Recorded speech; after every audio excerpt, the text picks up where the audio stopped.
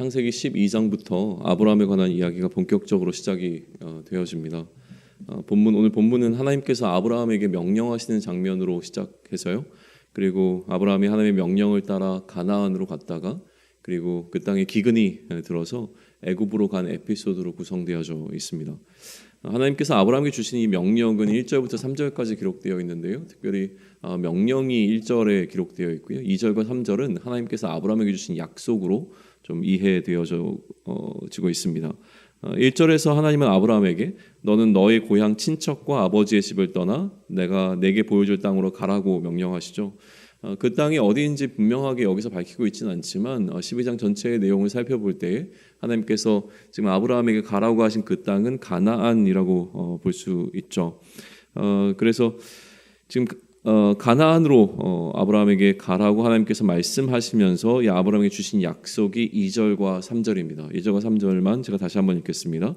내가 너로 큰 민족을 이루고 내게 복을 주어 내 이름을 창대하게 하리니 너는 복이 될지라. 너를 축복하는 자에게는 내가 복을 내리고 너를 저주하는 자에게는 내가 저주하리니 땅의 모든 족속이 너로 말미암아 복을 얻을 것이라 하신지라. 이 주신 약속에 대한 설명이 조금 이제 구체적으로 되어져야 될 텐데요. 이 부분은 이제 계속 창세기에서 앞으로 아브라함의 이야기를 진행하면서 또 그 이후에 아브라함의 자손들 혹은 이제 후에 등장하는 족장들에 관한 이야기가 나올 때마다 다시 한번 좀 반복되게 됩니다. 그래서 나중에 하나님께서 아브라함과 언약을 세우실 때 이 부분에 관한 내용은 다시 한번 더 구체적으로 설명하기로 하고요. 지금 오늘 12장에서 우리가 이야기하고 싶은 것은 하나님께서 아브라함에게 명령을 주셨고 또 그에게 약속하셨을 때에 아브라함이 거기에서 순종하며 나아갔다라고 하는 것까지만 함께 살펴보려고 합니다. 이 순종에 관한 내용이 4절에 기록되어 있는 거죠. 아브라함이 이 여호와의 말씀을 따라 갔다라고 기록하고 있습니다. 그리고 아브라함은 롯과 함께 그 가나안 땅에 도착했고요. 하나님께서 그곳을 아브라함에게 주시겠다고 말씀하시죠. 그리고 아브라함은 그곳에서 하나님께 제단을 쌓게 되어집니다. 문제가 생깁니다. 그 땅에 기근이 들었고요. 아브라함은 그 기근을 피해서 이제 애굽으로 가게 되어집니다. 애굽으로 가던 아브라함 일행 그리고 그 일행을 이끌고 있던 아브라함에게 한 가지 걱정이 있었습니다. 그것은 아브라함의 아내였던 사라가 너무 아름다웠기 때문인데요. 만약에 함께 애굽 땅에 들어갔을 때 애굽 사람들이 아브라함 자신을 죽이고 아내를 빼앗아 갈 것이라고 하는 사실에 대해서 아브라함이 좀 두려움을 느꼈던 것 같습니다. 그래서 한 가지 나름대로 어떤 전략을 세우죠. 그것은 자신의 아내라고 부르지 아니하고 누이라고 부르자라고 이제 이야기한 겁니다. 실제로 애굽 땅에 들어갔을 때 그 아브라함의 아내의 미모는 소문이 났고요. 그래서 그 일로 인해서 바로의 아내가 되어지게 되죠. 그 보상으로 아브라함은 바로에게서 양과 소와 노비와 나귀와 낙타를 받게 되어집니다. 그런데 하나님께서 이 일로 바로와 그 집에 큰 재앙을 내리시게 되고요. 바로는 그 재앙이 아브라함 때문이었던 것을 알았던 것 같습니다. 그렇기 때문에 아브라함에게 원망하는 장면이 등장합니다. 어찌해서 네가 나에게 이런 일을 했느냐라고 이야기하면서 그의 아내와 또 아브라함이 주었던 모든 소유를 가지고 떠나도록 합니다. 그래서 이제 아브라함이 떠나는 장면으로 이제 오늘 12장은 마치게 되는 거죠.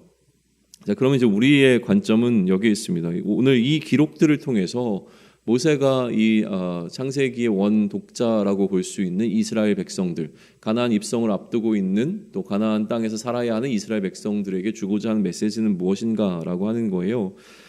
이스라엘이라고 하는 한 민족의 역사의 본격적인 시작을 아브라함으로 보는 것은 너무나 분명해 보입니다. 그렇기 때문에 학자들의 경우에도 지금 우리가 살펴보았던 1장부터 11장까지의 내용은 이스라엘의 태고의 역사라고 분류하고요. 그리고 12장부터 이제 진행되는 내용들이 12장부터 등장하는 족장들의 이야기를 이스라엘의 역사의 시작으로 보게 되는 것이죠. 또한 이제 오늘 본문에 등장하는 주인공인 아브라함은 이스라엘의 시조처럼 여겨집니다. 그렇기 때문에 아마 지금 오늘부터 이제 기록되게 되는 아브라함이 하나님과 어떠한 관계 가운데 있었는가라고 하는 것을 보여주는 것을 통해서 이스라엘 민족이 하나님과 어떤 관계를 맺을 것인가라고 하는 것에 대한 어떤 교훈적인 의미들을 담아내고 있을 것이라고 하는 것을 추측해 볼 수는 있을 것 같습니다. 지금 아브라함이 하나님과 관계를 맺는 것에 있어서 중요하게 작동하고 있는 것은 하나님의 명령과 약속이라고 하는 이 두 가지입니다. 하나님의 명령에 순종할 것이 필요하고요. 또 하나 하나님의 약속에 대한 믿음이 필요한 것이죠. 이 약속을 믿는 믿음으로 행하는 이제 아브라함에 관한 이야기, 또 하나님의 명령에 순종하는 아브라함에 관한 이야기가 앞으로 펼쳐지게 될 이스라엘의 그 삶과 전혀 무관하지 않다라고 하는 것입니다.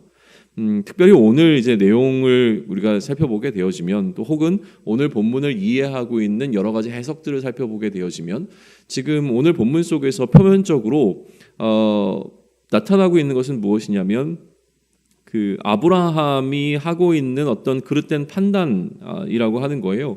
두 가지 부분에서 아브라함이 지적을 받습니다. 첫 번째는 무엇이냐면 하나님께서 약속한 그 땅으로 들어갔으면 거기서 계속 머물러 있어야 되는데 아브라함이 하나님의 명령 없이 그 장소를 떠났다는 것이죠. 그래서 아브라함의 믿음 없음, 그러니까 기근이 찾아왔을 때 여전히 하나님의 신뢰함으로 거기에 머물러 있어야 하는데 아브라함은 왜 떠났는가라고 하는 것으로 일단 첫 번째 아브라함을 비난합니다. 두 번째 아브라함이 받는 비난은 무엇이냐면 그가 애굽으로 향했을 때에 여전히 하나님을 신뢰하지 못하고 그의 목숨, 그의 생명의 위협을 느껴서 그의 아내를 누이라고 거짓말했다라고 하는 이 거짓에 관한 부분입니다. 그러니까 하나님을 향한 신뢰함, 믿음이 없었고 또 하나는 그의 도덕적인 도덕적인 부분에 있어서 흠이 생긴 거죠. 거짓말을 했다라고 하는 이 두 부분을 가지고 이제 아브라함을 평가하고 또 오늘 본문에 대한 여러 가지 해석들을 끄집어내는 것들을 발견하게 되어집니다.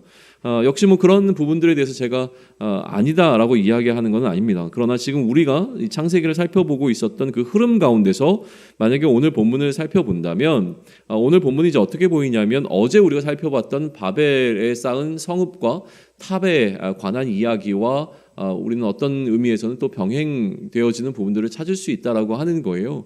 무슨 얘기냐면 하나님이 원하시는 방향이 아닌 다른 방향으로 무언가 이스라엘이 혹은 우리가 표면적으로 그릇된 판단을 내렸을 때에 하나님께서 그 상황 가운데로 들어오셔서 그 상황에 개입해 주신다라고 하는 것을 오늘 본문도 보여주고 있다라고 하는 거예요. 바벨에 개입하신 하나님의 그 흐름을 오늘 본문에 그대로 적용하면 인간은 이제 하나님의 명령과 약속을 따라가는 삶을 살아야 하는데 그러한 삶을 살아가다가 그 앞에 어떠한 상황이 놓이게 된다는 것이죠. 그러면 이 상황을 해결해야 하는데 그 해결하고자 하는 것이 인간들이 스스로 자신들이 갖고 있는 어떤 지식으로 지혜로 이 상황을 해결하기 위해서 무언가 행동을 취하게 되어집니다. 그런데 그 행동이 하나님이 원하시는 뜻과 방향이 맞지 않았을 때 하나님께서 그 상황 속으로 개입해 들어오셔서 이 상황을 하나님께서 원하시는 방향으로 이끌고 가신다라고 하는 것이 어제의 본문 또 오늘의 본문에서 동일하게 등장하고 있다라고 하는 이야기를 하고 있는 거예요. 특별히 우리가 유심히 보게 되어지면 하나님께서는 지금 아브라함이 했던 이 두 가지 행동, 물론 해석하는 사람들이 아브라함의 행동에 문제점을 지적하고는 있지만 하나님께서 직접적으로 모세를 통해서 아브라함이 무슨 잘못을 했는지에 관한 문제를 지적하지 않고 있습니다. 이 문제를 지적하지 않고 있다라고 하는 이 부분은 사실은 어제 등장했던 본문에서도 마찬가지라고 하는 거예요. 그러니까 우리는 이 상황을 어떤 아브라함의 문제라고 하는 관점에서 보기보다 하나님께서 아브라함을 너의 믿음이 지금 굉장히 부족했어라고 비난하고 있지 않기 때문에 그 연장선에서 이야기를 하면 좋을 것 같아요. 아브라함의 믿음에 대한 문제를 제기하거나 아니면 지금 아브라함이 했던 거짓말에 대해서 우리가 비난하는 것은 사실 어떤 의미에서는 쉽습니다. 왜냐하면 남의 이야기니까 그런 것 같아요.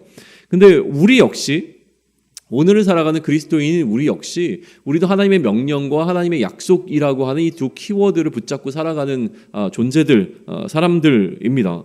그러다 보니까 약속을 믿는 믿음 가운데 살아가야 하고 하나님의 명령을 순종하기 위해서 오늘도 우리가 살아가야 하는데 마찬가지로 우리 앞에 아브라함이 마주했던 기근과 같은 어떤 상황이 놓이게 되어진다고 하는 것이죠. 그러면 이런 상황이 우리 앞에 놓였을 때 우리는 아브라함과 다를 것인가라고 하는 것을 먼저 생각해 보는 것이 아브라함을 향한 비난을 이야기하기보다 훨씬 더 먼저 이루어져야 되는 일이라고 믿습니다. 그러면 우리 앞에 이런 상황이 놓여 있을 때 우리는 과연 아브라함과 다를 것인가? 물론 기도함으로 우리는 행하겠죠. 그러나 기도만 할 수 없기 때문에 우리는 반드시 그 상황 가운데 무언가 우리가 할 수 있는 최선의 것들을 하게 되어집니다. 우리 앞에 놓여 있는 어려움이라고 하는 이 상황을 돌파하기 위해서 우리가 하나님께 기도하는 것은 기본이고 그 가장 우선되는 일일 겁니다. 그러나 기도만으로 끝나지 않고 우리는 무언가 우리가 할 수 있는 행위들을 하게 되어진다는 것이죠. 그리고 이 행위는 결국 내가 스스로 무언가를 해결하려고 하는 어떤 것으로 비춰질 수밖에 없는 이유는 무엇이냐면 그 과정 속에서 우리는 또한 충분히 하나님께서 원하지 않는 결정을 내릴 수도 있고 또 하나님께서 우리에게 명확하게 그렇게 하라고 말씀하지 않으시기 때문에 우리는 얼마든지 아브라함이 했던 것과 동일한 방식의 실수와 또 어떤 행위들을 할 수 있다라고 하는 것이죠. 그러니 오늘 저는 이 본문을 볼 때에 모세가 이 기록을 통해서 보여주고자 하는 메시지가 아브라함이 어떻게 실수를 했는가, 그의 잘못이 무엇인가 라고 하는 것을 우리의 반면교사로 삼자라고 하는 의미에서 이 본문을 기록하고 있다라고 생각되지는 않습니다. 아브라함이 거짓말을 한 것에 우리가 그렇게 과도하게 주목을 해야 되는가에 있어서도 아직까지는 퀘스천입니다. 이후에 또 한 번 이제 등장하는 부분들이 있기 때문에 그때 다시 한 번 또 살펴보겠지만 오늘 본문 속에서는 그게 크게 문제가 되는 것처럼 느껴지지 않는다는 거예요. 자, 지금 독자들인 이스라엘을 한번 생각해 보시죠. 오히려 이스라엘 같은 경우에는 마찬가지로 그들이 애굽에 갔어야만 했던 이유가 똑같이 그 땅에 기근이 임했기 때문에 모든 가족을 이끌고 요셉이 있었던 그곳으로 갔던 것이 시발점이었습니다. 그리고 그 애굽 땅에 있다가 마찬가지로 어떤 또 다른 어려움을 겪게 되어지죠. 애굽에서 이제 고초를 당하게 되는 거잖아요. 그래서 그 과정을 통해서 출애굽한 사람들이 지금 이 창세기를 읽고 있는 원독자들이라고 하는 거예요. 그렇다면 오히려 지금 모세는 이스라엘로 하여금 자신들이 경험했던 그 출애굽의 사건과 지금 아브라함이 겪고 있는 애굽에서의 경험을 병행해서 이해하도록 해주고 있는 것 같은 느낌을 받는 것이 훨씬 더 강합니다.